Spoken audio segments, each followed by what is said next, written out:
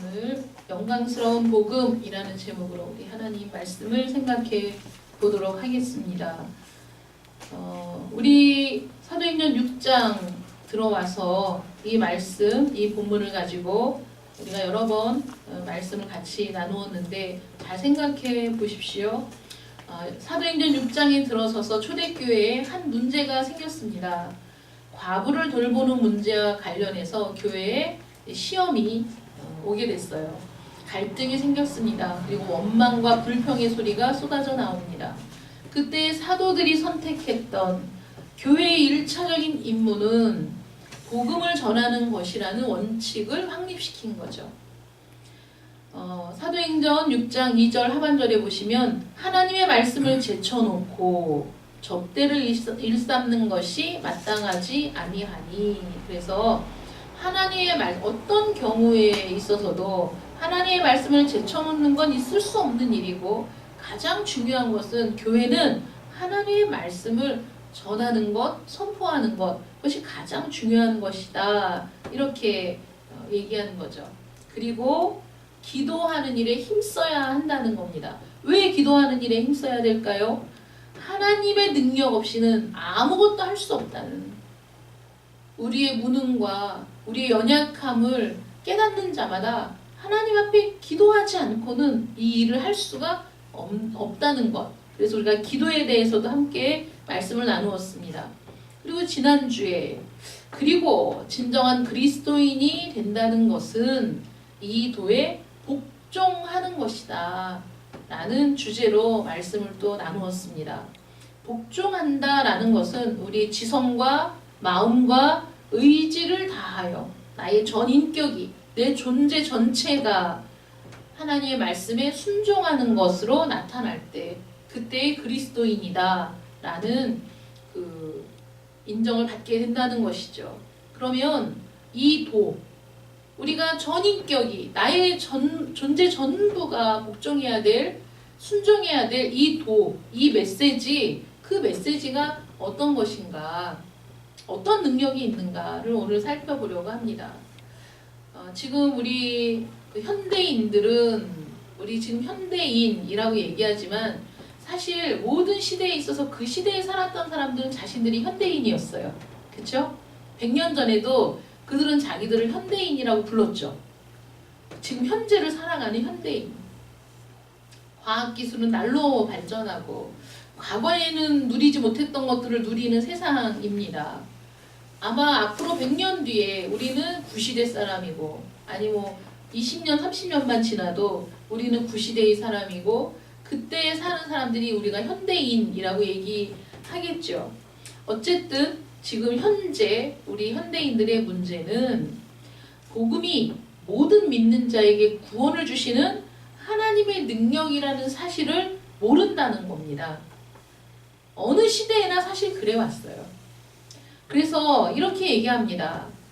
아니, 지금 그렇게 복음만 외쳐서 이게 그 전도가 되겠습니까? 복음만 외친다고 사람들이 복음에 귀를 기울이겠습니까? 지금 현대인들이 얼마나 지식적인 수준이 높아지고 다들 고학력자들인데 과거의 설교 형태를 답습하면 되겠습니까?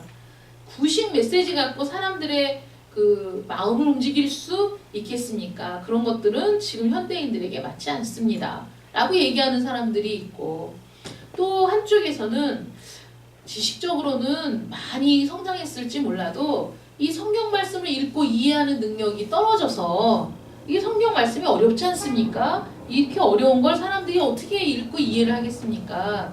그러니 이 성경을 될 수 있으면 쉽게 풀어서, 그래서 누구나 읽어도 이해할 수 있도록 그렇게 해야 됩니다. 쉽게 풀어서 이해할 수 있게. 그래서 쉬운 성경, 쉬운 우리말 성경, 현대인의 성경, 여러 가지 성경들을 만들고, 심지어는 스토리 성경, 그래서 이 성경을 소설처럼 이렇게 스토리로 만든 성경 여러 가지가 나오고 있습니다. 문제는 뭐 그래도 안 읽는 사람들이 훨씬 많다는 거죠. 그런 접근, 그거는 인간을 이해하고자 하는 노력 때문에 나타난 결과인 거예요. 그 다음에 이제 또 다른 부류는 지금 현대인들이 좋아하는 것을 우리가 신경 써야 됩니다. 지금 현대인들은 운동도 좋아하고 오락도 좋아하고 영화도 좋아하고 드라마도 좋아하니까 그들이 좋아하는 취향 저격 해서 메시지를 전할 때 그들이 그 메시지를 훨씬 쉽게 받아들일 수 있습니다. 제가 드리는 말씀들이 여러분들 다 공감이 되시죠? 그런 생각들을 하고 있다는 거예요, 사람들이. 그래서 그런 의견들을 제시하다 보니까 교회 안에 세상의 방법들이 너무나 많이 들어와서 성공의 법칙들 또는 뭐 부흥의 법칙들 아니면 사람들을 끌어모으는 방법론 뭐 이런 여러 가지 것들이 교회에 들어오게 된다는 거예요. 그래서 수많은 프로그램들 또 수많은 방식을 동원해서 여러 가지 일들을 하고 있습니다. 그런 일들이 왜 일어났느냐 하면 복음이 모든 믿는 자에게 구원을 주시는 하나님의 능력이 된다는 사실을 우리가 깨닫지 못하기 때문이라는 것이죠. 그래서 복음을 값싼 것으로 변질시키는 거예요. 인간의 수준으로 떨어뜨리는 겁니다. 복음은 인간으로부터 출발하는 게 아니에요.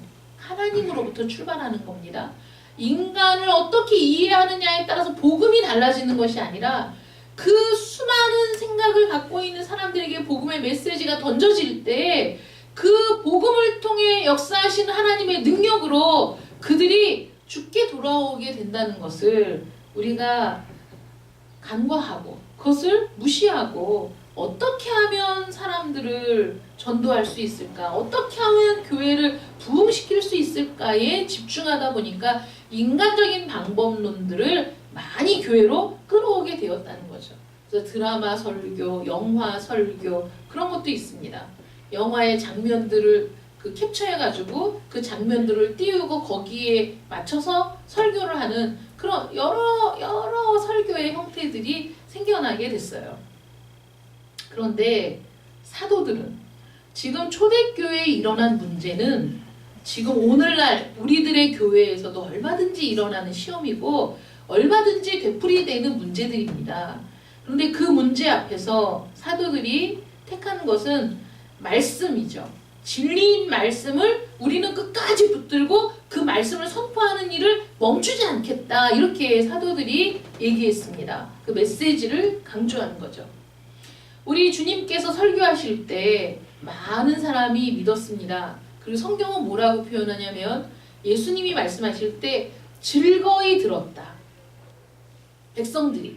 사실 그 당시 예수님이 그 마을마다 다니며 복음을 전할 때 그 마을에 사는 사람들이 얼마나 지식 수준이 높았겠어요? 얼마나 그들의 그 수준이 높은 수준이었겠습니까? 그렇지 않아도 그들은 자신들의 생업에 종사하는 농업을 하는 사람, 어업을 하는 사람, 양을 치는 사람 이런 사람들이었음에도 불구하고 주님이 그들에게 하나님의 말씀을 풀어 가르치실 때 그 메시지를 듣고 즐거워했다는 거예요. 그 말을 믿었다는 겁니다.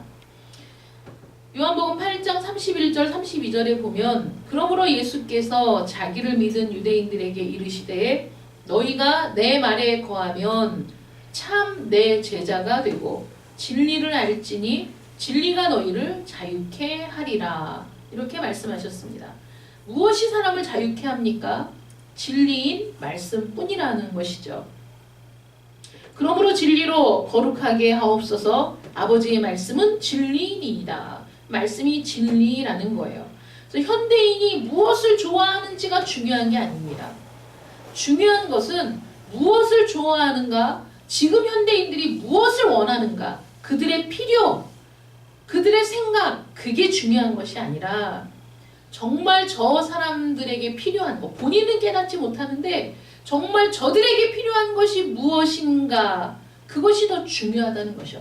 저들이 원하고 저들이 좋아하는 것, 그게 중요한 게 아니라 정말 무엇이 필요한가. 지금 모든 사람들에게는 지식과 깨우침이 필요하다는 거예요. 왜냐하면 사람들이 무지하니까, 죄악 가운데 있으니까. 성경이 뭐라고 말씀합니까? 어리석은 자는 그 마음에 이르기를 하나님이 없다 하도다. 그럼 이 세상에서 하나님은 없어 라고 얘기하는 사람은 아무리 그 사람이 대학 교수든 박사든 상관없이 하나님은 뭐라고 말씀하시냐면 어리석은 사람 이렇게 얘기한다는 거예요. 그것을 깨달을 필요가 있다는 겁니다. 내가 얼마나 어리석은 사람인지, 내가 얼마나 죄의 종으로 살고 있는 사람인지, 나는 내 마음대로 사는 것 같았지만 사실은 내 마음대로 전혀 살 수 없었던 그런 사람이라는 것을 깨닫는 지식이 필요하다는 것이죠.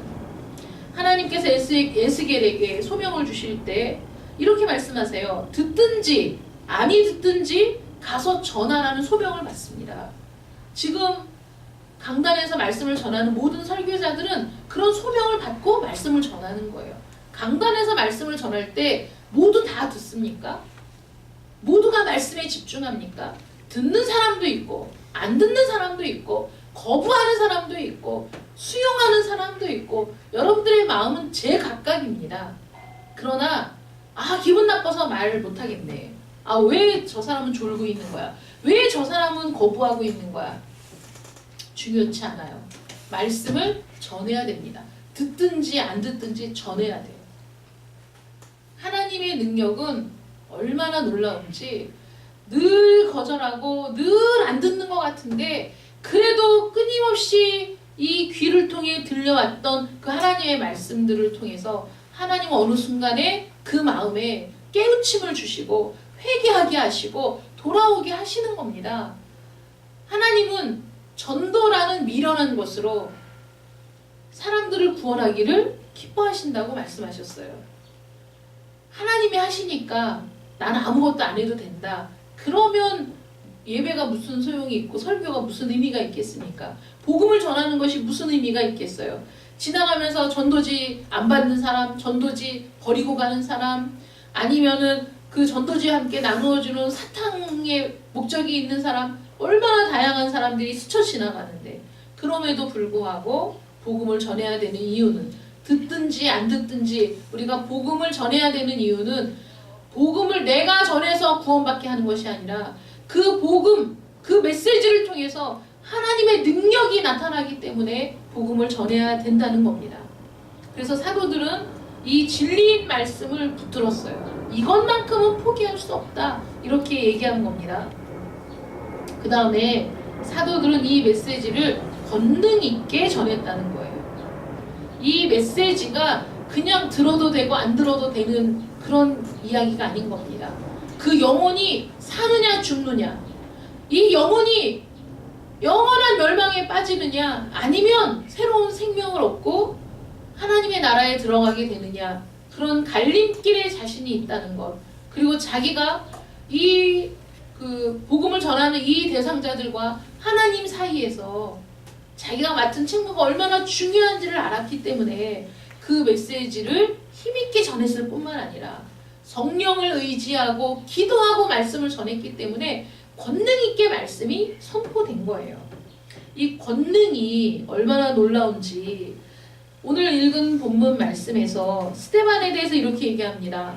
은혜와 권능이 충만하여 큰 기사와 표적을 민간에 행하니. 8절 말씀이죠.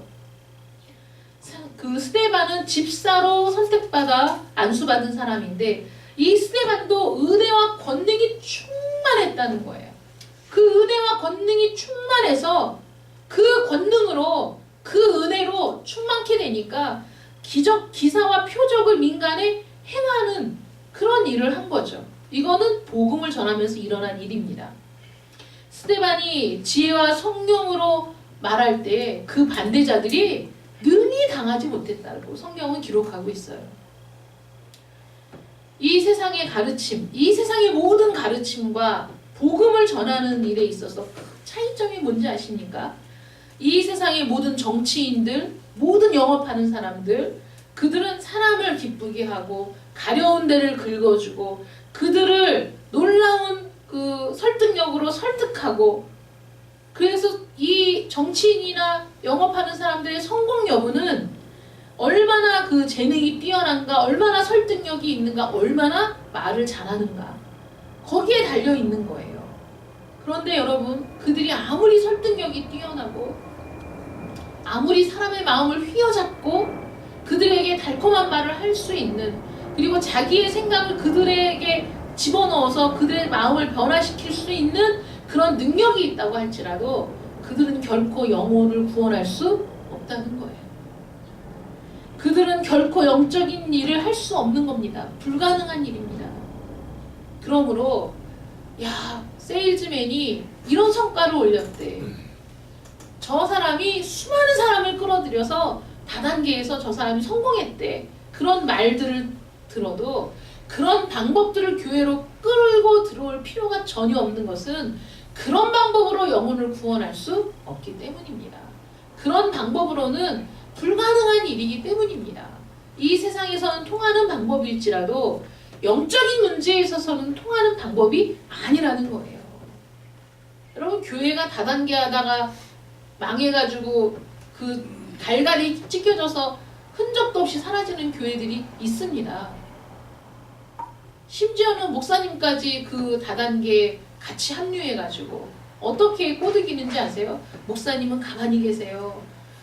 그 목사님에게 물건 갖다 공급해주고 막 끊임없이 갖다 주면서 이게 이렇게 좋고, 물건이 다 나쁜 건 아니잖아요. 물건이 이렇게 좋고 이거 목사님 쓰시고 막 이러면은 처음에는 그런 마음이 없었는데 늘 공급해 주니까 좋은 거죠.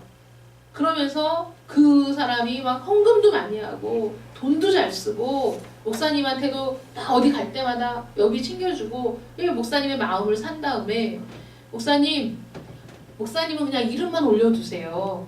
이게 이 사업은 맨 위에 먼저 이름이 올라갈수록 유리한 겁니다. 목사님이 등록을 해도 아무것도 안 하셔도 돼요. 제가 다 알아서 합니다. 그래서 그 목사님을 이름을 달아놓고 밑에 성도들을 다 주렁주렁 달아놓고 사업을 하다가 완전히 그냥 문제가 생겨가지고, 그러면 그 책임은 누가 져야 돼요? 목사님이 져야죠. 그런 교회들이 있다는 거예요. 세상적인 방법, 교회로 끌고 들어오면 목사님 이러면은 사람들도 많이 옵니다. 천만에요. 그런 방법으로 교회가 부흥했다는 소리는 지금까지 들어본 적이 없습니다. 일시적으로 부흥을 하는 것처럼 보일지 몰라도, 일시적으로 사람들이 몰려오는 것처럼 보일지 몰라도 결국은 아무 열매 없이 그냥 다 무너져 내리는 거예요. 세상의 방법을 배울 필요가 없어요. 세상의 방법을 빌려올 필요가 없습니다. 복음은, 이 세상의 모든 가르침은 그렇지만 복음은 은혜와 권능이 충만하여 선포되는 메시지인 것이죠. 권능, 사람을 변화시킬 수 있는 능력, 사람을 하나님께로 인도하는 능력, 말씀을 듣고 깨우치게 하는 능력이 그 말씀에 있다는 거예요. 메시지에 있다는 거예요. 복음에 있다는 거예요. 이 복음은 모든 믿는 자에게 구원을 주시는 하나님의 능력이 되기 때문에 순수한 복음의 메시지가 선포될 때 사람들이 하나님의 능력으로 말미암아 그 복음의 메시지가 깨달아지고 믿어지고 그 복음의 메시지에 순종하게 되는 역사가 일어난다는 겁니다. 그러므로 사도들이 말씀과 기도를, 오로지 우리는 말씀과 기도하는 일에 최선을 다하겠다. 이것이 가장 중요한 일이다 라고 얘기했던 이유인 것이죠. 스데반은 지금 다수의 무리 앞에 홀로 서 있어요. 그 다수의 무리는 그 당시에 학식 있는 사람, 똑똑한 사람, 많이 배운 사람, 학식이 출중한 사람들이 모여 있어서 그들과 지금 변론하는 거예요. 복음에 반대하는 자들과 부딪힌 겁니다. 그 중에서 홀로 자신의 믿음을, 자신이 믿고 있는 바를, 자신이 지금 순종하고 있는 이 도를, 이 복음의 메시지를 가지고 그들과 대면하고 있는 거예요. 이 스데반은 세상적인 학식이 있는 게 아닙니다. 세상적인 방법을 끌어들여서 그들을 설득하려고 하는 것도 아니에요. 단지 스데반은 자신이 믿고 있는 바, 이 복음의 메시지를 그대로 선포했을 뿐입니다. 그런데 은혜가 충만하고 권능이 충만하여 전하는 그 복음의 메시지 앞에서 다른 사람들이 능히 당할 수가 없었다는 거예요. 세상의 지식이 당할 수 없는 겁니다. 그 뒤에 말씀을 보면 알겠지만은 스데반이 은혜와 권능이 충만하여 전하는 그 메시지 앞에서 그들이 할 수 있는, 당해낼 수 있는 그런 것이 없었기 때문에 사실 더 분노했던 거예요. 바울은 내가 복음을 부끄러워하지 아니하노니, 왜 복음을 부끄러워하지 않습니까? 여러분, 우리는 복음을 전할 때 얼마나 부끄러워합니까? 얼마나 주저합니까? 얼마나 힘들어합니까? 그런데 바울은 복음을 전할 때 부끄러워하지 않았다는 거예요. 왜 부끄러워하지 않았느냐? 바로 이 복음이 모든 믿는 자에게 구원을 주시는 하나님의 능력이 되기 때문에, 그 사실을 분명하게 믿었기 때문에 부끄럽지 않았어요. 첫째는 유대인에게, 둘째는 헬라인에게, 즉 모든 사람들에게. 예수를 거절하고 십자가에 못 박아 죽인 유대인들에게나, 그런 전통을 전혀 모르고 외부에 있었던 헬라인들에게나 이 복음은 그들조차도, 유대인들조차도 헬라인조차도, 아니 이 세상 그 어떤 사람이든지 구원할 능력이 되는 것을 알았기 때문에 복음을 전하는 일에 있어서 부끄러워할 이유가 없었다는 것이죠. 오직 성령만이 사람들을 변화시킬 수 있다는 겁니다. 바울은 복음을 전할 뿐인 거예요. 그 복음의 메시지를 통해 성령이 역사할 때 그들의 완악하고 강팍한 마음들이 녹아지고 깨어지고, 그래서 그들의 심령의 변화가 일어날 수 있도록 하는 것, 그게 성령을 통한 하나님의 능력이라는 것이죠. 능력이 그들을 충만하게 채우고 그들을 완전히 변화시킨 겁니다. 사도들이 복음을 전했을 때 그들이 어떻게 변했습니까? 그들은, 사도들이 이렇게 얘기하죠. 형제들아, 이렇게 얘기합니다. 형제들아. 이 형제들아라는 이 말이 얼마나 놀라운 말인지 아세요? 우리 피를 나눈 형제들에게 형제들아 하는 건 놀라운 일이 아니지만, 그 당시 초대교회는 수많은 인종이 섞여 있어요. 각 나라 사람들이 모여 있습니다. 그들은 언어도 다르고, 그들은 생활 환경도 달랐고, 배운 바 지식의 수준도 다 달랐지만 그것이 그들을 한 형제 되게 하는데 지장을 주지 않았어요. 이건 벌써 여러분 2000년 전이잖아요.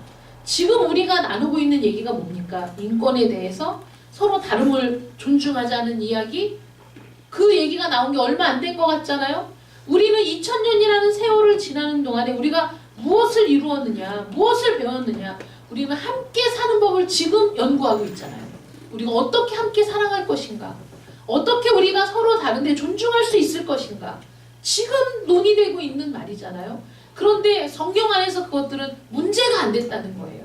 그것도 2000년 전에. 피부색이 달라도, 언어가 달라도, 인종이 달라도, 국가가 달라도 예수 안에서 하나가 되는 경험을 성령을 통해 이들이 했기 때문에 그들은 기꺼이 형제라고 부르기를 주저하지 않았다는 것이죠. 형제들아. 복음은 중간에 막힌 담을 헐어요. 하나님과 우리 사이에 막힌 담도 헐지만 인종과 인종 간에 막힌 담도 헐어버리는 겁니다. 그 막힌 담을 헐고 한 형제로 만드는 기적이 일어나는 것이죠. 그들은 직업도 다 달랐어요. 신분이 다 달랐습니다.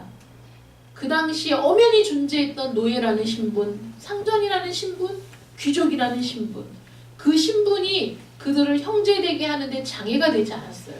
여러분, 성령의 능력이, 권능이 얼마나 막강한지 아세요? 내가 지금까지 쌓아올렸던 모든 생각도, 내가 지금까지 배워왔던 모든 지식도 하나님의 말씀 앞에서 굴복하게 되기 때문에, 그래서 그런 한 형제됨이 가능했다는 거예요. 형제들아, 이렇게 변화되는 거예요.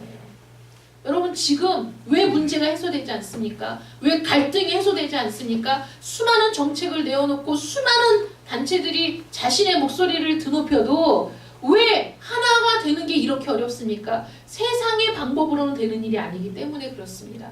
이 세상이 평화를 외쳐도 이 세상이 평화를 만들어낼 수 없는 겁니다. 그러나 2000년 전에 신분 제도가 너무나 명확했던 그 시대에 그들은 형제가 될 수 있었어요. 이것이 하나님이 성령을 통해 일하시는 강권적인 은혜고 역사고 권능이라는 거예요. 그 말씀에, 그 도에 그들이 기꺼이 복종하게 되는 것, 그것이 성령의 역사인 거죠. 그것이 하나님의 권능인 겁니다.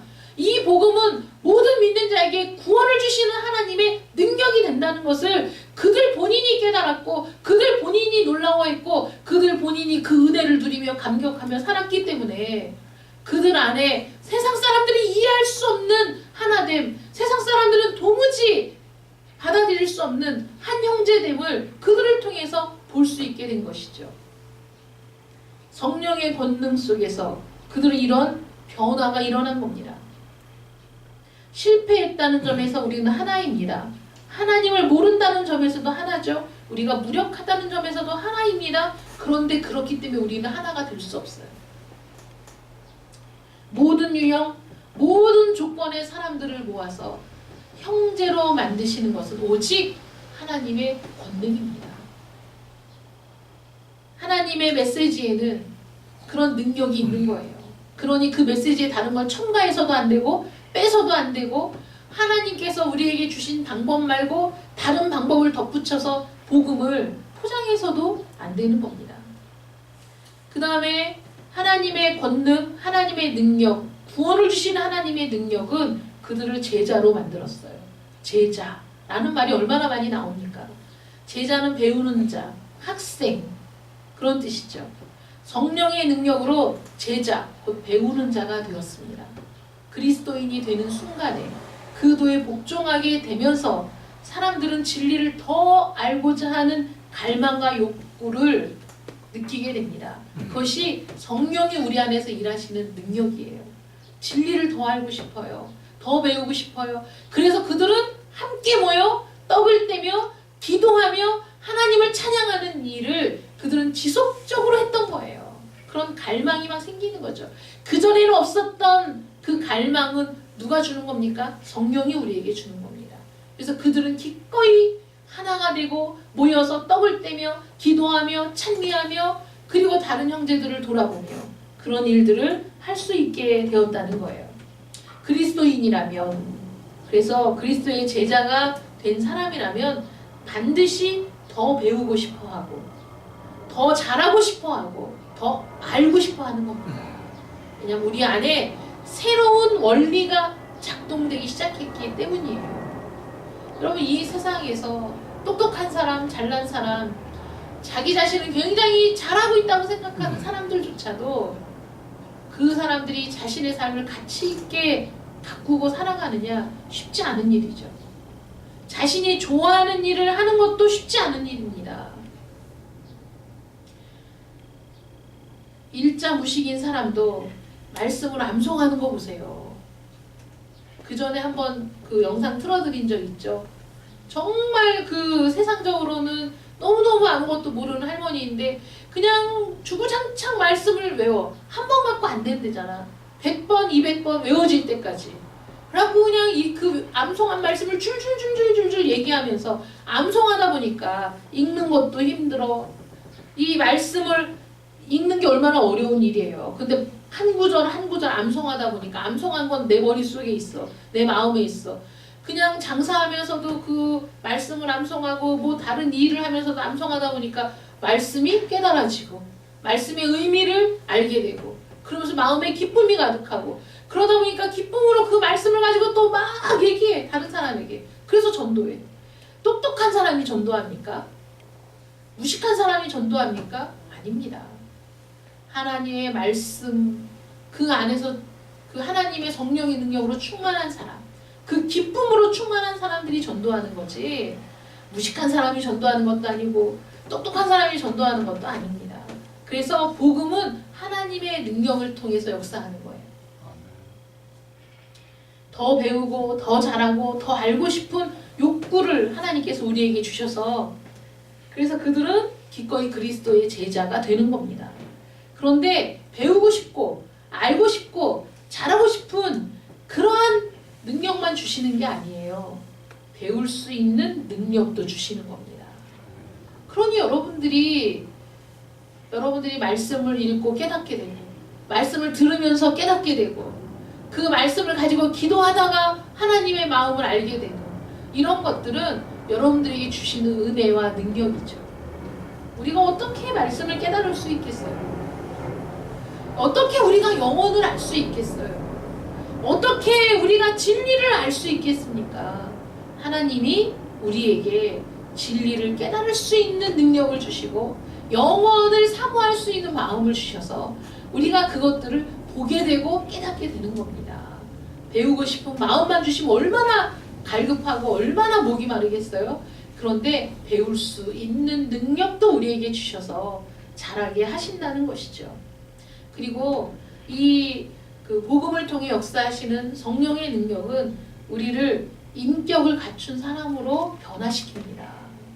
여러분, 지금 7명의 집사를 세울 때 그들이 어떤 사람입니까? 3절 말씀 보시면 형제들아 너희 가운데서 성령과 지혜가 충만하여 칭찬받는 사람 7을 택하라.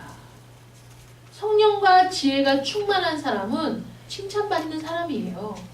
그래서 은사가 내가 얼마나 많은데 은사를 얘기하고 이러면서 입으로는 욕을 달고 사는 사람, 이거 의심해 봐야 돼. 왜냐하면 하나님은 내가 거룩하니 너희도 거룩하라. 거룩한 진리, 그 진리로 우리도 거룩하게 되는 거거든요. 그런데 나는 은사를 많이 받았네 그러면서 입에 욕을 달고 사는 사람들, 그건 신뢰할 수 없죠. 성령의 열매는 어떤 겁니까?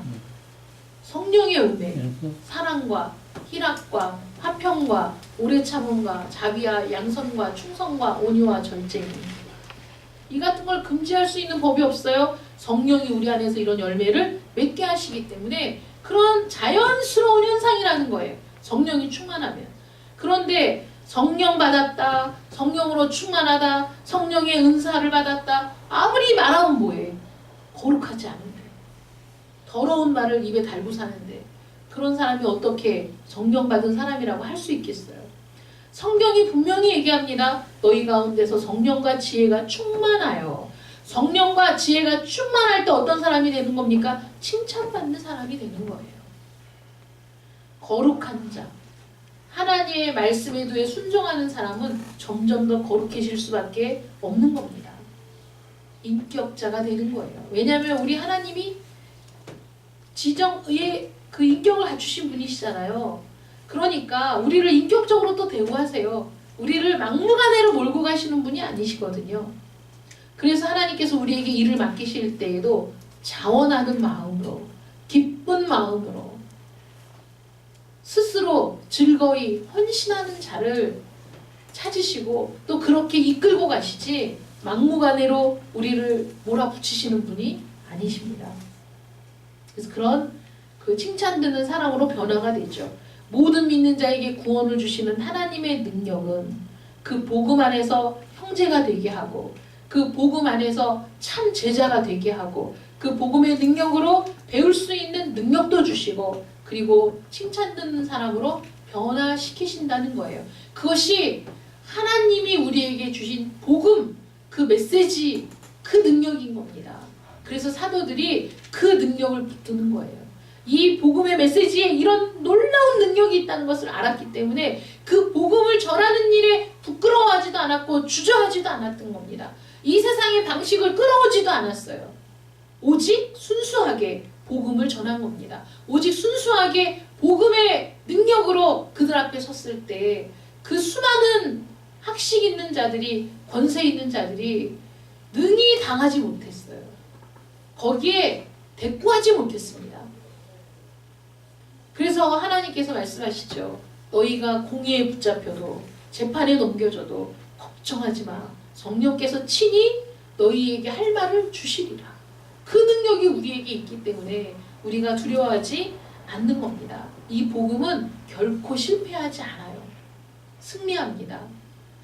교회가 다 사라질 것 같았던 위기, 교회가 완전히 부서져서 다시는 재생할 수 없을 것 같았던 위기들이 역사에 고비고비 있었지만 교회는 지금까지 존속하고 있어요. 복음은 승리하는 겁니다. 왜냐하면 교회는 영원토록 없어지지 않을 거니까, 지속될 거니까, 하나님의 나라는 영원토록 망하지 않으니까 복음은 어떤 상황에서도 승리하게 된다는 것이죠. 많은 이유로 교회에 수많은 세상의 것들이 들어왔어도 그것들을 통해 놀라운 결실을 맺었다는 보고를 지금까지 볼 수 없어요. 한때 승리한 것 같고 한때 그런 방법이 통했던 것 같고 그래서 한때 교회가 막 사람의 무리로 넘치는 것 같았는데 10년 지나 20년 지나 그간에 있었던 일들을 쭉 돌아보고 보고서를 작성해보니 그것들이 의미가 없었다는 그런 보고서들이 지금 책으로 출간되고 있습니다. 우리는 다시 돌아가는 거예요. 복음으로. 하나님, 세상의 방법으로는 안 되는군요. 우리 다시 복음을 붙들겠습니다. 그래서 사도행전을 통해, 특별히 6장을 통해 교회가 뭐지? 본질이 뭐지? 우리가 무엇을 붙잡아야 되지? 그 부분들을 생각해 볼 때 우린 지금 역시나 사도들과 마찬가지로 하나님, 우리가 말씀과 기도하는 일에 우리의 모든 걸 걸겠습니다. 이 말씀은, 이 메시지에는 사람을 구원하는, 모든 믿는 자에게 구원을 주시는 하나님의 능력이 있기 때문입니다. 우리 오직 예수 교회도 다른 거 여러 가지 개척하고 성공하기 위해서는 행사를 많이 해야 되고 온 동네방네 현수막도 걸어야 되고 이런 그 방법론적인 얘기들이 많이 있지만 우리는 사실 참 조용한 편이잖아요. 또 우리 김 목사님이 부르라고, 한번 불러, 그럼 성도들 데리고 갈게, 부흥회 이런 거 하라고 이제 말씀하시는데 제가 참 고민을 많이 했어요. 그러나 여러분, 한번 모셔서 그래서 성도들을 막 다 이끌고 와서 이 좁은 자리를 채우고 부흥회를 하고 나면 어차피 돌아갈 사람들이고 우리는 우리만 남는 거잖아요. 고민을 많이 했지만 사실 한 번도 이제 부르질 못했죠. 인사 차원에서 불러야 되나 여러 가지 생각을 했지만 사실 마음에 기도해 봐도 정말 그것이 옳은 방법인가에 대한 고민이 돼서 한 번도 그렇게 하지 못했지만 여러분, 저는 저와 여러분이 이 복음에 생명을 걸 때 그때 참된 부흥의 역사가 일어난다고 믿습니다. 아멘. 여러분들의 심령도 참된 복음의 메시지를 통해서 그 도에 복종하고 순종하는 일들을 통해서 여러분들 심령 속에도 하나님의 능력이, 하나님의 은혜와 권능으로 충만해지는 역사가 일어나고, 그리고 그 은혜로 말미암아 우리가 복음을 전할 때 그때 우리 오직 예수교회의 참된 부흥의 역사가 일어나게 될 줄 믿습니다. 여러분, 우리 다른 거 보지 말고 이 복음, 순수하게 이 복음의 능력을 의지합시다.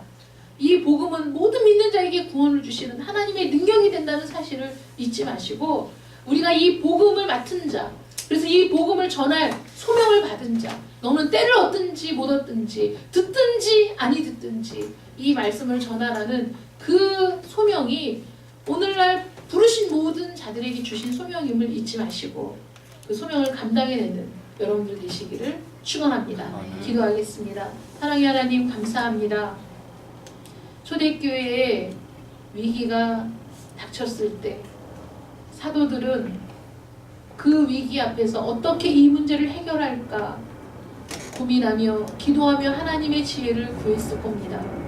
사도들이 결정한 것은 우리는 말씀과 기도하는 일을 결코 놓을 수 없다고, 그래서 그 일을 도울 수 있는 사람들을 선택했는데 그들도 성령으로 충만한 사람, 지혜로 충만한 사람, 그리고 사람들에게 칭찬받는 사람, 하나님, 무엇이 우리를 그렇게 변화시키며 무엇이 우리를 옳은 길로 가게 합니까?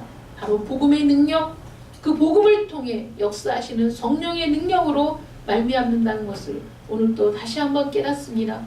하나님, 우리 모든 성도들에게 성령과 지혜로 충만할 수 있도록, 그래서 하나님의 권능으로 충만할 수 있도록 하나님 은혜를 베풀어 주시기를 간절히 원합니다. 아멘. 오직 그 복음의 능력으로 살아가는 저희들 되게 하여 주시옵소서.